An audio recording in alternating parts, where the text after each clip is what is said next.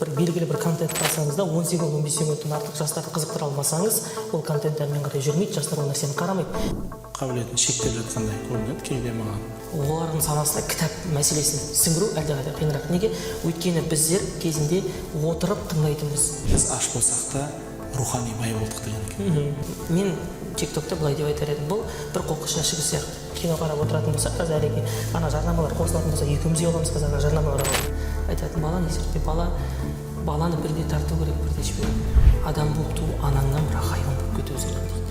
Ассалаумағалейкум, құрметті біздің көз қарақты көрермендер. Бүгінгі біздің подкастымыздың тақырыбы уақыттың қадірі турасында болмақ. Жалпы Мұғағали Мақатаев атамыз айтқандай, уақытты тоқтатуға шамаң бар ма, бәрі өтеді, дәуірлер, замандар да. Менің жаным ашиды, мұны өмірді өтпейтіндей көретін адамдарға демекші. Жалпы бүгінгі тақырыбымызда біз осы уақыттың қадірін, оны қалай тиімді жұмсау керек, қалай тиімді пайдалану керек, сол турасында айтамыз. Сол тақырыбымыздың бүгінгі түйінін шешіп беретін біздің арнайы келіп отырған қонағымыз Бәйтерек аудандық шың драма театрының директоры Әліби Амангелдіұлы. Әлеке, қош келдіңіз бүгінгі біздің подкастымызға. Жалпы бүгінгі тақырыбымызда осы жастарға уақыттың қадірі туралы, сол уақытты қалай тиімді пайдаланамыз, сол туралы айтып өтсеңіз. Қайырлы күн, қадірменді көрермендер. Әлеке, бүгінгі подкастқа шақырып, арнайы қонақ қылып құрметтеп жатқандарыңызға көп рахмет. Жалпы бүгінгі тақырып өте, қазіргі заманымызға өте, мұндай айтсақ, үлкен проблемалық тақырыптардың бірі. Өйткені қазіргі таңда мына цифрлық даму деп жатырмыз. Соның өрісінде жастарды қалай мына ұлттық құндылығымызды жоғалтпастан тарихқа бейімдеуімізді және саналы ұрпақ тәрбиелеуімізде бұл тақырыптың негізі берер нәрсесі мол деп ойлаймын өз басым. Өйткені елбасымыздың бір айтқан сөзі бар. Бүгін теледидар мен телефон қараған баланы ертең кітап оқыған бала басқарады дейді.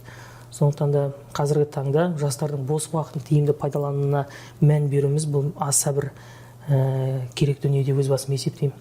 Қазіргі таңда жастар көбіне әлеуметтік желілерде, мына былай айтқанда ұялы телефонға, ұялы байланысқа байланып қалған уақыт қой. Сондай уақыттарда біз кітап оқуға жастарымызды қалай тәрбиелей аламыз деген нәрселерді біздер көптеп театр саласында да, көптеп осы подкасттарымызда да, көптеп отырыстарда да шама шарқымыз жеткенге дейін түсіндіру үстіндеміз. Енді қазір өз салам бойынша айтатын болсам, жалпы театр саласында жастардың бос уақытын тиімді өткізу үшін біздер үйірме жұмыстарын көбірек жүргізуге тырысамыз. Қазіргі таңда үйірменің өзінде осы күнге дейін театр ашылғаннан бері есептеп қарасақ 60-тан астам бала оқып тәлім алған екен. Оның 30-дан астамы осы өнер саласына жаңағыдай бағыт алып, өздерінің бағыттарын тауып, өнер саласында қазір жартысы білім алып жатыр, жартысы ұлттың ертең үшін қызмет етіп жатыр десек те болады. Өйткені өнер ол мәдениет, ұлттық құндылығымыздың ертеңі. Ахмет Байтұрсынов атамыз айтады, ұлттық құртқың келсе, оның әуелі мәдениетін құрт. Мәдениеті құрған елдің тілі құриды, тілі құрған елдің өзі құриды дейді. Сондықтан да осы ұлттың ертеңіне мәдениет үшін қызмет атқарып жатқан жастарымыз қазір баршылық. Қазіргі таңда енді осы үйірме жұмыстарының өзі жастарымыздың уақытын тиімді пайдаланудың бір үлкен бір құралы сияқты есептеймін өз басым. Өйткені бұрындары бір балалықпен әжеміздің қасында әңгімесін тыңдап өстік, ауылдың баласы болдық. Сол уақытта әжеміз айтатын, өз-өзіне жұмыс таппаған адамға дейді, шайтан оған жұмыс тауып береді, біреуді ғайбаттау, өсектеу және көре алмау деген дейді. Сол сияқты қолы бос еріккен адам, былай айтқанда жас бала болсын, ол басқа болсын, ол неде болса бір жаман нәрселерге құмартып тұрады шығар. Сондықтан да жастардың бос уақытын тиімді пайдалануды қазіргі негізгі құрал етіп, өз салам бойынша айтатын болсаң, театрдағы үйірме жұмыстарын нақтылап айтуға болады. Енді қосымша кітап оқу мәселелері ол мүлдем бөлек дүние. Өйткені қазіргі таңда мына адам баласының, жастардың санасын әлеуметтік желі арқылы біздер 10 секундқа, менің өз ойымша 15 секундқа ойлау қабілеттерін шектеп тастаған сияқтымыз. Мүмкін бұл енді саяси үлкен жүріп жатқан, мынау үлкен психологтардың әлемдегі жүріп жатқан дүниелер шығар деп есептеймін. Мен білмеймін неге екенін, бірақ қазіргі таңда бір белгілі бір контентті алсаңыз да 10 секунд, 15 секундтан артық жастарды қызықтыра алмасаңыз, ол контент әрмен қарай жүрмейді, жастар ол нәрсені қарамайды. Демек, біздерде қазір жастардың санасы белгілі бір мөлшерде қысқарып келе жатыр деген сөз. Ойлау қабілеті бір шектеуін өзінің тауып алған сияқты. Демек, біз қазір отырып, бой шектеуі 10-15 минуттық контентке байланып қалған балаға абай жолын отырып алып түсіндіретін болсақ, әргіден Қаныш атамыздың кім болған, Өзбек ағамыздың кім болған, бер жағынан барып түсіндіретін болсақ, ол бала ол нәрсені қабылдамауы мүмкін. Сондықтан да біздің бір түпкі құралымыз ретінде бұл кітаптардың құндылығын, біздің тарихымызды жеткізудегі бір үлкен бір шешімі бұл менің ойымша осындай әлем подкасттар және әрбір кітаптардың қандай тарихы бар екенін, қандай мағлұматтар онда айтылғанын біздер қазір жастарға неде болса заман талабына сай жеткізуіміз керек сияқты деп есептеймін өз басым. Жақсы, түсінікті. Енді сізге сұрақ, жалпы қазіргі жастар, жалпы 21-ші ғасыр бұл әлеуметтік желінің дамып тұрған уақыты ғой, жалпы ғаламтор. Сол ғаламтордың шырмауында көптеген жастарымыз яғни кіріп шыға алмай жатыр. Күн жағына осы әлеуметтік желілерде, компьютерлік клубтарда отырады. Осындай жастарымызды кітап оқуға қалай қызықтырсақ болады? Кітап деген ол, жаңа Абай атамыз айтқандай, іздесең білім кітапта дейді ғой. Яғни кітап оқу жастарды қалай қызықтырсақ болады? Жаңа осы алдыңғы сұхбатымда да айтып өттім, негізі жалпы бұл әлеуметтік желімен жалпы мына біздің заманның дамығаны, бұл өз заманымыз үшін және озық мемлекеттерден қалмау мәселесі жөнінде өте орынды деп мен өз басым есептеймін. Бірақ дегенмен де біздің кейбір ұлттық құндылықтарымызға, кейбір мына бала тәрбиесі жөніндегі, келешек ұрпақ тәрбиелеу жөніндегі мәселелер бойынша өз кесірі бар сияқты, ол маған өте қатты елестейді. Өйткені неге деп қарасаңыз, бұрынғы мысалға сізбен біздің келешегімізге барып көрейікші, өткен шағымызға. Біздер ұялы телефон не екенін білмеген, шананы ләңгіні теуіп, топыраққа аунап, асық ойнап, ауылдың баласы болған өзіңізде, мен де сол қара домалақ балаларымыз мысалға. Ал қазір біздің санамызбен олардың санасына кітап мәселесін сіңіру әлдеқайда қиынырақ. Неге? Өйткені біздер кезінде отырып тыңдайтынбыз. Ата-анамыздың айтқан әңгімелерін, әжеміздің айтқан бүкіл ертегілерін барлық. Мен қазір көбіне мысал келтіріп, бір шығарма жазатын болсам, көбіне әжемнің көне сөздерінен, айтылған сөздерінен есімде қалған, жаңа өзіңізге осы сұхбатта айтып кеткен нәрселердің барлығы сол менің санамда қалыптасып кеткен нәрселер екен. Бұның бәрі бір мәні жаңағы осы бізде ол кезде әлеуметтік желімен мынандай миымыздың шектеуі белгілі бір секунд болған жоқ. Ал қазіргі таңда біз қарап отырғанда бұл бізден емес, біздің әрбір айтамыз ғой, жанұя бір мемлекет дейміз. Бұл әрбір жанұяда басталу керек тірлік сияқты менің ойымша.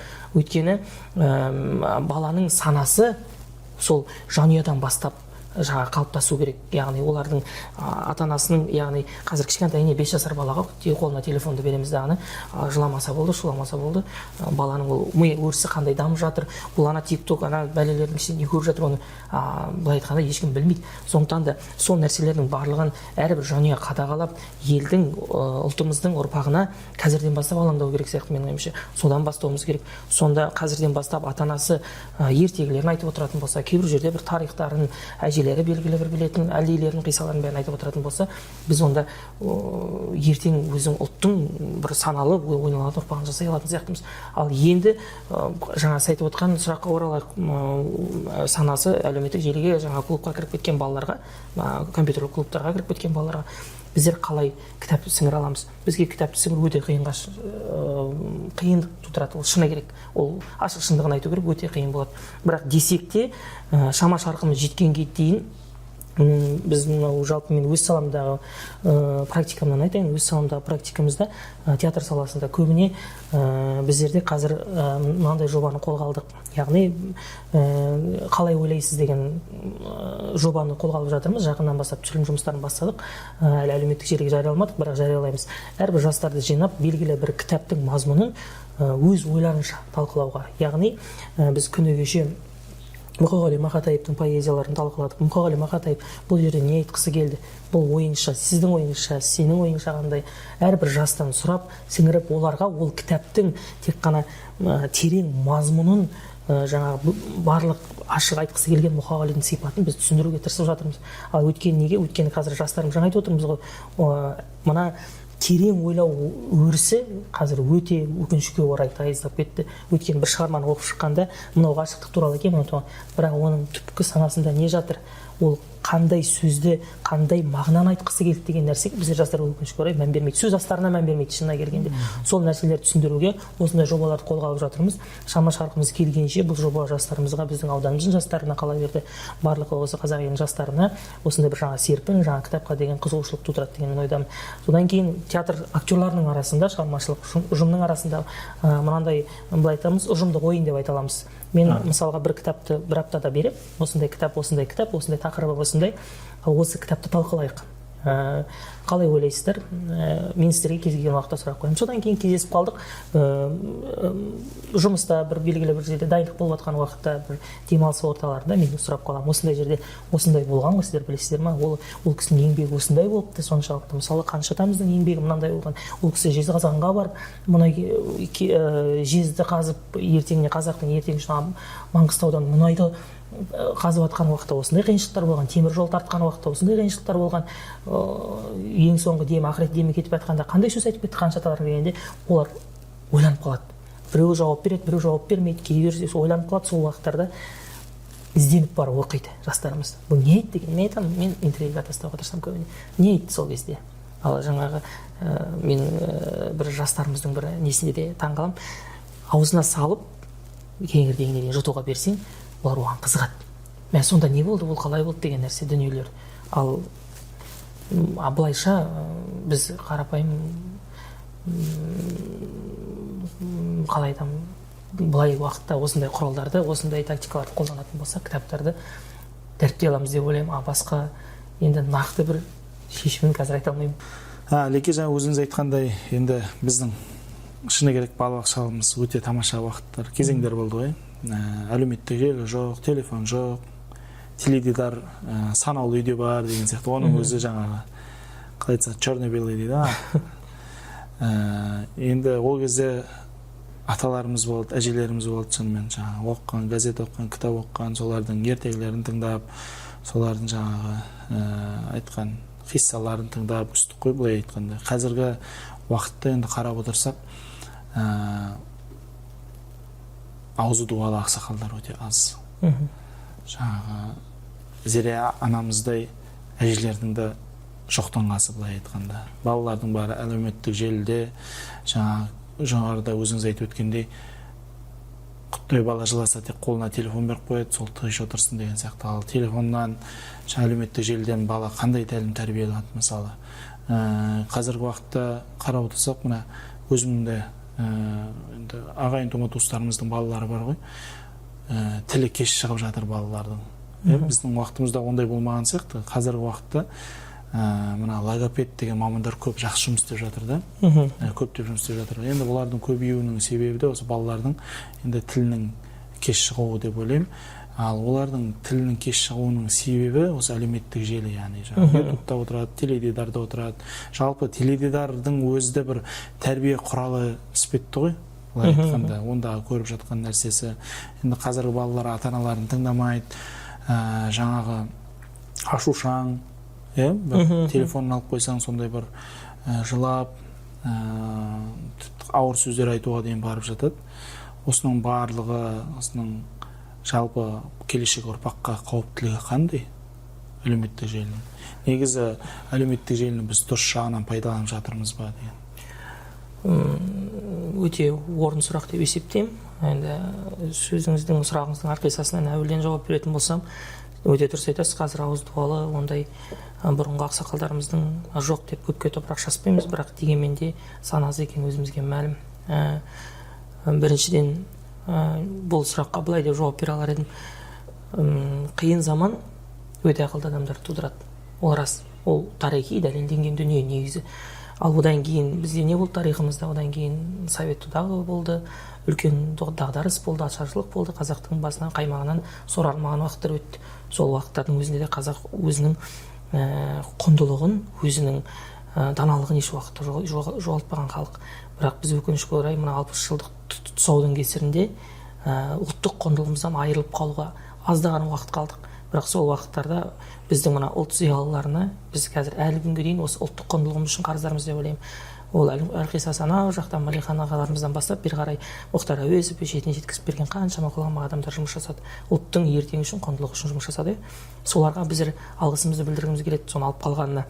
Бірақ қазір сол өкінішке орай сол советтің деңгейін көргеннен кейін бертін келе үлкендерімізде көп мына қисалар, әңгімелердің барлығы қалып қойды. Өйткені ол заманның тұсауымен жаңағы былай айтқанда бұғуы көп болды. Сондықтан да мен ойлаймын қазіргі таңда осындай бүкіл ұлттық құндылықтарымыз қалып қойды. Бірақ десек те қазір 30 жыл ел болғанымыздан қаншама біздің тарихымыз шықты, қаншама ертегілеріміз жарық көрді, қаншама жасырын бүкіл осы күнде оқылмай келген кітаптарымыз бәрі қалқып қаймақтай болып сүттің бетіне шықты. Былай айтқанда қазіргі таңда ендігі біздің мақсатымыз, біз мына алдыңғы буынды ағаларымыз бар, одан кейін ортаншы буын біздер келе жатырмыз.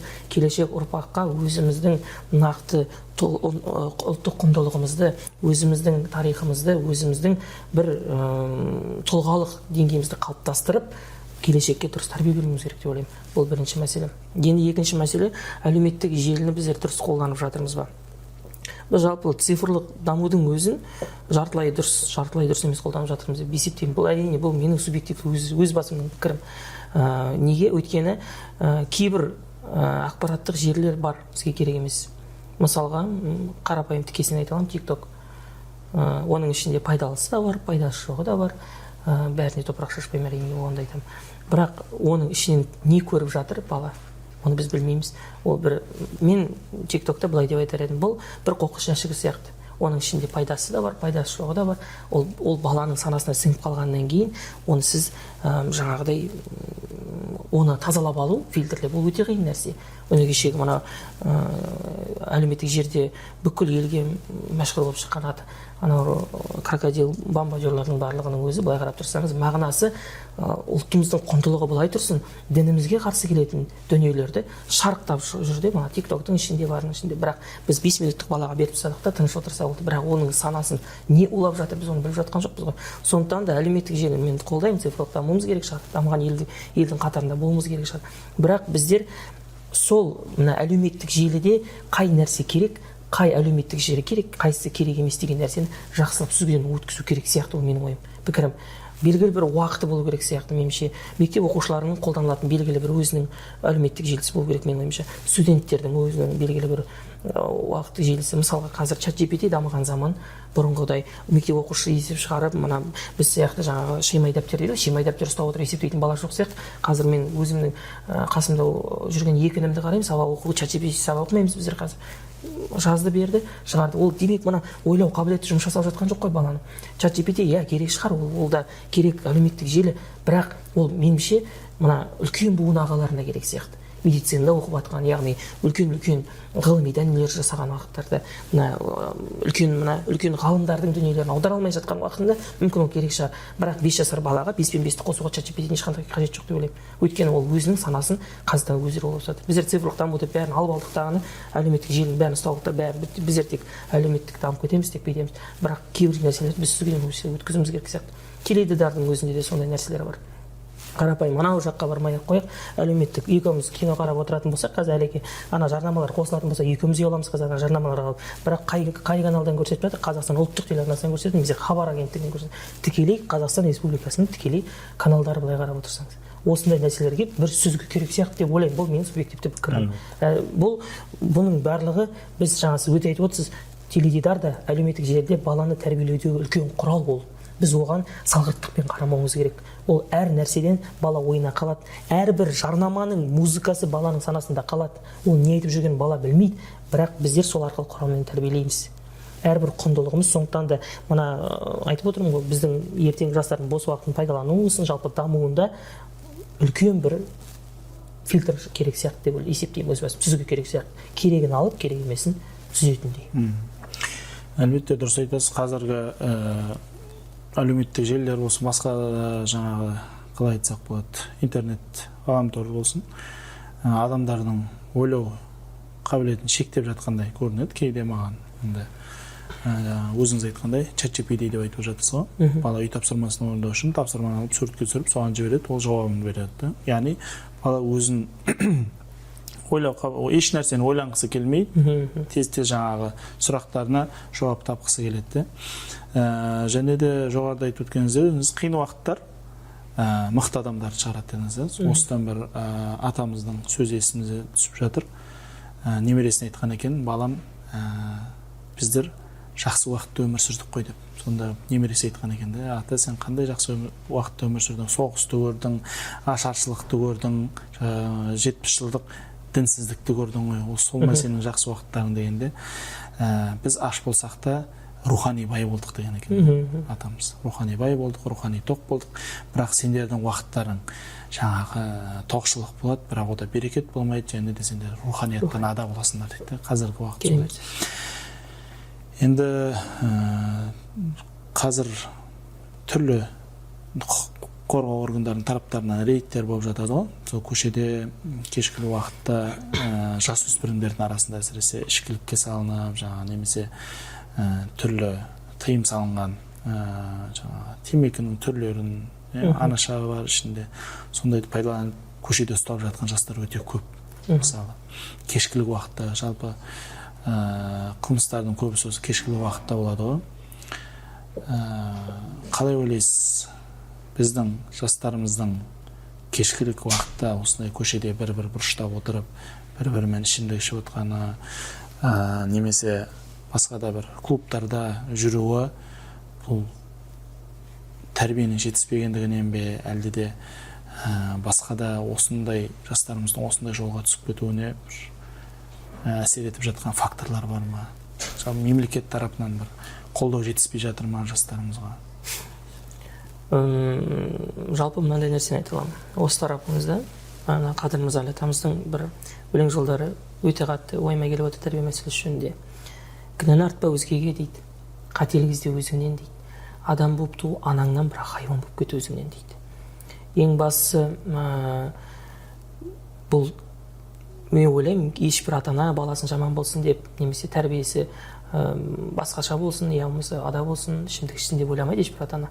Балаға жақсы тәрбие беруге тырысады. Бірақ кейбір жерлерде қателесетініміз жаңағыдай нәрселер деп есептеймін өз басым. Яғни мен баламды қатарынан қалдырмаймын, ол iPhone ұстау керек, мен қатарына.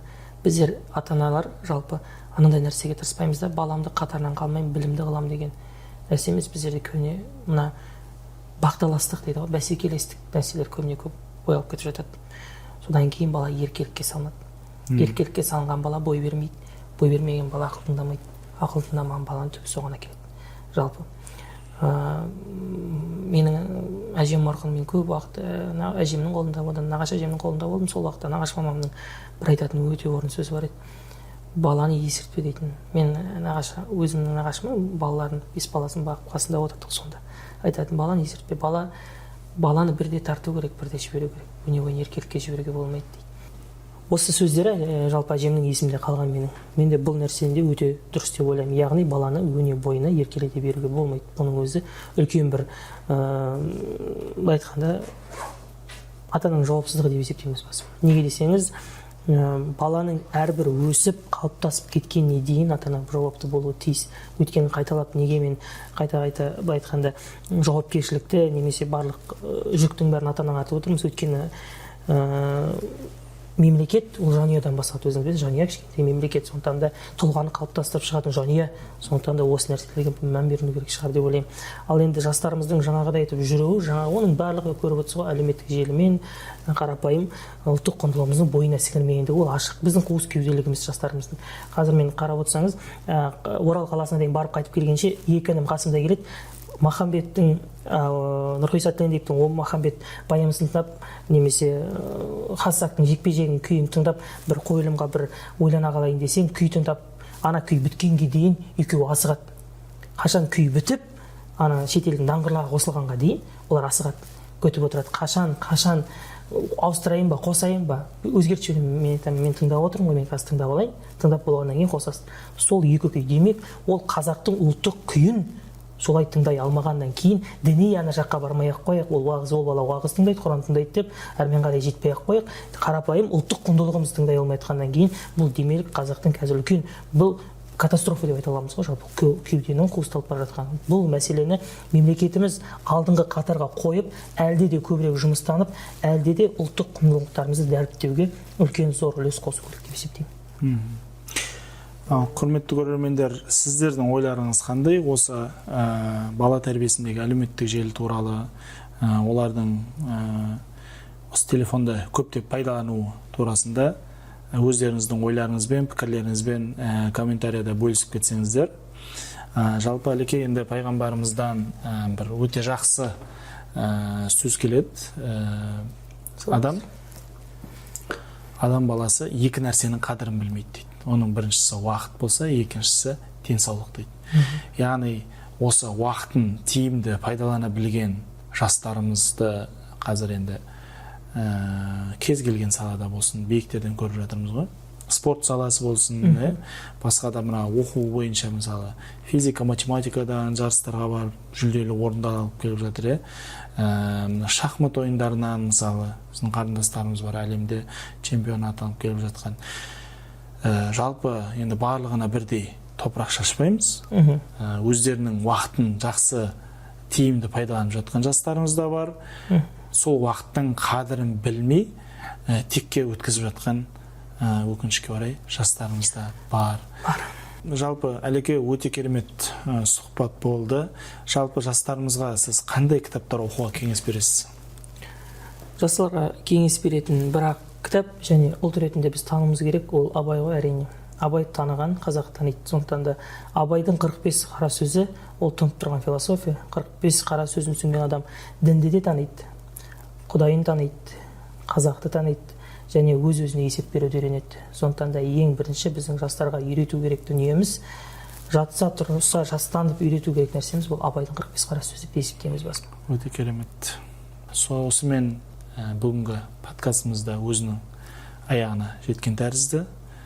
Сізге көптен көп рахмет, өзіңіздің ойларыңызбен бөлісіп, керемет ақпараттар, мәліметтер беріп жатсыз. Осы подкастымыз жастарға, көрермендерімізге пайдалы болады деген сенімдеміз.